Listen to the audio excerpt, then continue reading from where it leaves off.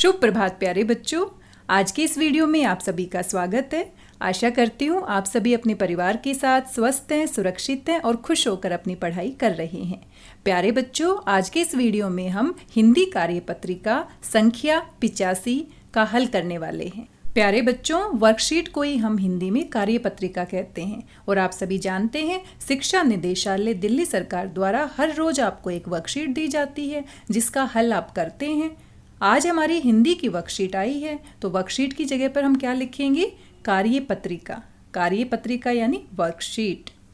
इस कार्यपत्रिका को आप हिंदी की कॉपी में हल करेंगे। कॉपी में सबसे ऊपर आप लिखेंगे हिंदी कार्यपत्रिका। उसके बाद आप दिनांक लिखेंगे। दिनांक आपका है 12/10/2020। क्रम संख्या यानी वर्कशीट नंबर कौन सी है? 85। हिंदी में 85 को क्या कहते हैं? 85 कहते हैं। कक्षा 4। अगर आपका सेक्शन ए है तो आप अ लिखेंगे, अगर आपका सेक्शन बी है तो आप ब लिखेंगे। ए और बी नहीं लिखेंगे क्योंकि हमारी कार्यपत्रिका हिंदी में है और सब कुछ हम हिंदी में ही लिखेंगे। कक्षा 4 अ या फिर कक्षा 4 ब। पाठ्य पुस्तक आपकी रिमझिम है, आप सभी जानते हैं हमारी हिंदी की पाठ्य पुस्तक है रिमझिम। कविता आपकी है मन के भोले भाले बादल। प्यारे बच्चों, हमारी पहली ही कविता थी मन के भोले भाले बादल। इस कविता को हम अच्छे से पढ़ चुके हैं और समझ चुके हैं। साथ में इसके कवि का नाम याद कीजिए। जी हाँ, सही सोचा आपने, कल्पनाथ सिंह।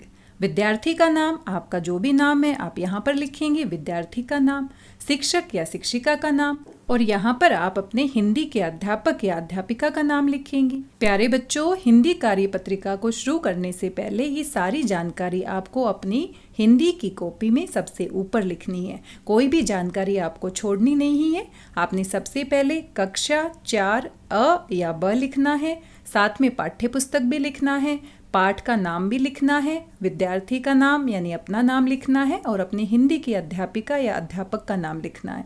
साथ में दिनांक लिखना नहीं भूलें और क्रम संख्या जरूर लिखें 85। आशा करती हूँ आप ये सभी जानकारी अपनी हिंदी की कॉपी में सबसे ऊपर लिखेंगे और उसके बाद हम शुरू करते हैं आज की हमारी हिंदी कार्यपत्रिका। और आज की हमारी कार्यपत्रिका पर्यायवाची शब्दों के बारे में है। प्यारे बच्चों, पर्यायवाची शब्दों के बारे में आप अच्छे से जानते हैं। एक ही शब्द के अनेक नाम हो सकते हैं। एक ही शब्द को हम अनेक नामों से बुलाते हैं, उन्हीं को हम क्या कहते हैं? पर्यायवाची शब्द कहते हैं। आगे पढ़ते हैं। नमस्कार बच्चों, आज हम अपनी किताब के पहले पाठ मन के भोले भाले बादल के बारे में कुछ बातें करेंगे। क्या आप जानते हैं कि बादल को मेघ, घन, जलधर और जलद आदि नामों से भी पुकारा जाता है, यानी कि बादल के दूसरे नाम भी हैं। बादल को हम मेघ भी कह सकते हैं, घन भी कह सकते हैं, जलधर, जलधर यानी जल को धारण करने वाले। और बादलों में पानी होता है, पानी इकट्ठा रहता है जिसकी वजह से बारिश आती है, आप सभी जानते हैं। जलद यानी जल को देने वाले, और बादल से हमें पानी मिलता है, बादल हमें बारिश के रूप में पानी देते हैं, इसीलिए बादल को इन सभी नामों से हम पुकारते हैं। इन सभी शब्दों के अर्थ समान हैं।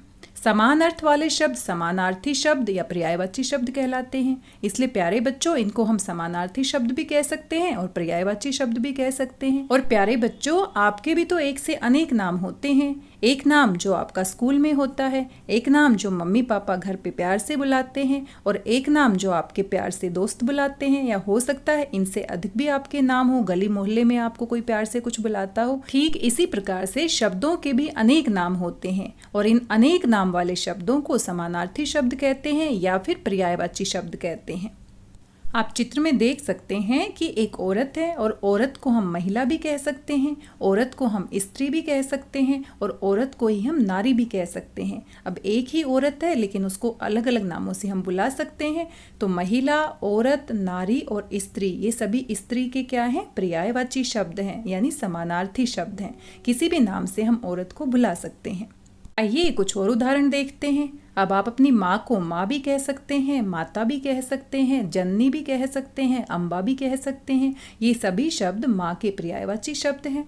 इसी प्रकार से दीपक, दीपक को हम दिया भी कहते हैं, दीप भी कह सकते हैं और चिराग भी कह सकते हैं। तो ये सारे के सारे दीपक के नाम हैं, यानी पर्यायवाची शब्द हैं। इसी प्रकार से रात को हम रात्रि भी कह सकते हैं, निशा भी कह सकते हैं और रजनी भी कह सकते हैं, यानी रात के अनेक नाम हैं और ये सारे इसके पर्यायवाची हैं। शेर को हम केसरी भी कह सकते हैं, सिंह भी कह सकते हैं, केहरी भी कह सकते हैं और वनराज भी कह सकते हैं। ये सब शेर के क्या हैं? पर्यायवाची शब्द हैं। और इसी प्रकार से राजा को हम नरेश भी कहते हैं, भूपति भी कहते हैं, भूप भी कहते हैं। ये सभी राजा के पर्यायवाची शब्द हो जाते हैं। और इसी प्रकार से हम मित्र को दोस्त भी कह सकते हैं, सखा भी कह सकते हैं और सहचर भी कह सकते हैं। इस प्रकार से एक ही शब्द के अनेक नाम हो सकते हैं और इन अनेक नाम वाले शब्दों को हम समानार्थी शब्द कहते हैं या फिर पर्यायवाची शब्द कहते हैं। आप यहाँ कुछ और उदाहरण भी देख सकते हैं। घर को हम सदन भी कह सकते हैं, आलय भी कह सकते हैं, भवन भी कह सकते हैं और ग्रह भी कह सकते हैं। ये सब घर के पर्यायवाची शब्द हैं। हाथी को हम गज भी कह सकते हैं, हस्ती भी कह सकते हैं, मतंग भी कह सकते हैं और द्वीप भी कह सकते हैं। ये सभी हाथी के पर्यायवाची शब्द हैं। और पेड़ को हम कह सकते हैं वृक्ष, तरु, विटप और पादप। इस प्रकार से ये सभी हमारे पर्यायवाची शब्द हो जाते हैं। प्यारे बच्चों, कुछ उदाहरण यहाँ भी दिए गए हैं, जैसे सूर्य। सूर्य को हम रवि कह सकते हैं, दिनकर कह सकते हैं और भास्कर भी कह सकते हैं। ये सभी सूर्य के पर्यायवाची शब्द हैं। दूसरे चित्र में आप वृक्ष को देख सकते हैं और वृक्ष के पर्यायवाची शब्द हैं पेड़, पादप, तरु और विटप भी आप कह सकते हैं। इसी प्रकार से पानी के पर्यायवाची शब्द दिए गए हैं, जल, नीर, पय। ये सभी पानी के पर्यायवाची शब्द हैं। प्यारे बच्चों, आपको पर्यायवाची शब्द समझ में आ गए होंगे। अब आपसे कुछ सवाल पूछे गए हैं। इन प्रश्नों को आपने अपनी हिंदी की कॉपी में हल करना है। सबसे पहला प्रश्न है, आप पूरा प्रश्न अपनी हिंदी की कॉपी में लिखेंगे। नीचे लिखे शब्द समूह में उस शब्द पर गोला लगाइए जो उस समूह का समानार्थी या पर्यायवाची नहीं है। समानार्थी या पर्यायवाची नहीं है तो आगे आपको एक शब्द दिया गया है और शब्द के सामने आपको कुछ पर्यायवाची शब्द दिए गए हैं। जो पर्यायवाची शब्द नहीं है उसके साथ आपने गोला लगाना है। आइए पहला देखते हैं शब्द दिन।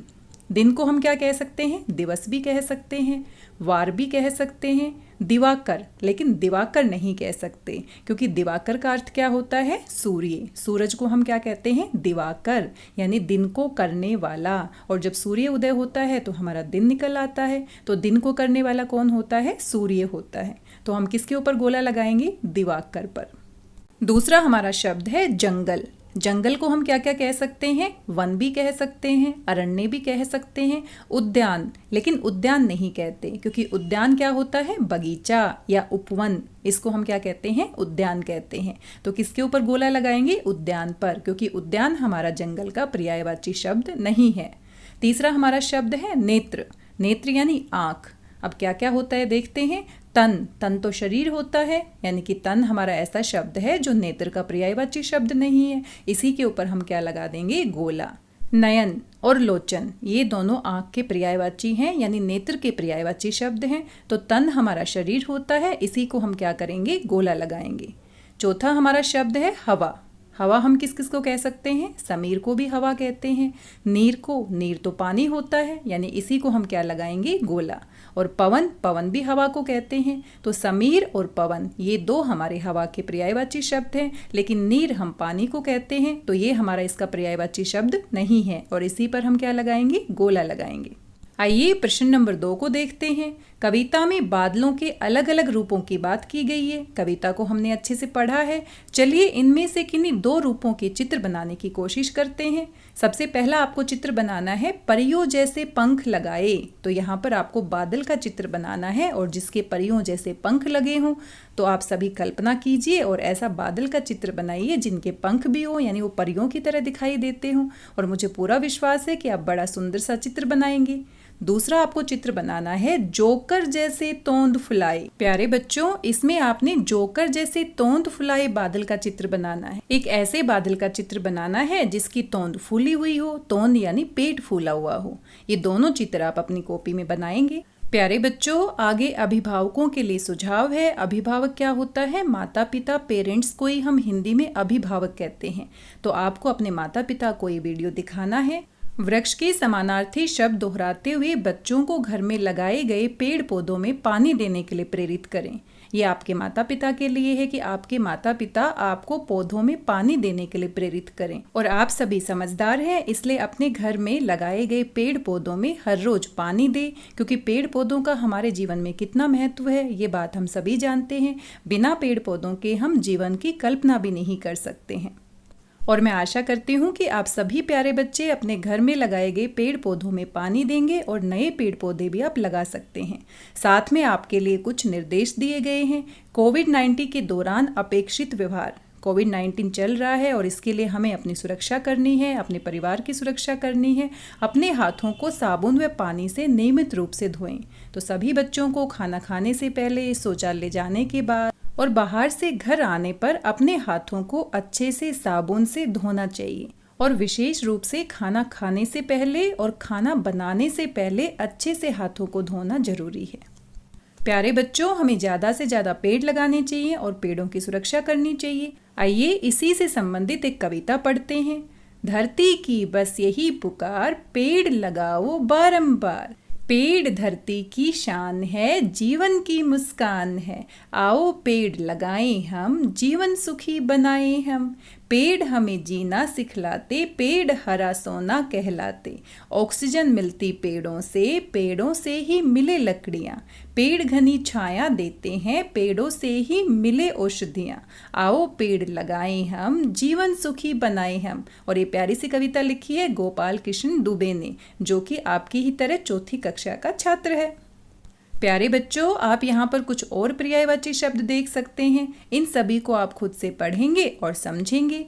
आज की वर्कशीट में आपको 2 प्रश्न करने हैं। दोनों प्रश्न को आपको हिंदी की कॉपी में पूरा करना है और कार्य पत्रिका का काम पूरा करने के बाद अपने हिंदी के अध्यापक या अध्यापिका के पास भेजना है। आज के इस वीडियो में बस इतना ही। मिलते हैं अगले वीडियो में एक नई हिंदी की कार्य पत्रिका के साथ। तब तक स्वस्थ रहिए, व्यस्त रहिए, मस्त रहिए और खुश होकर अपना हिंदी का कार्य पूरा करते रहिए और साथ में अपने हिंदी के अध्यापक और अध्यापिका के साथ साझा करते रहिए। और समय समय पर हाथ धोना ना भूलें और साथ में अपने घर के पेड़ पौधों को पानी देना ना भूलें। धन्यवाद, बहुत बहुत धन्यवाद।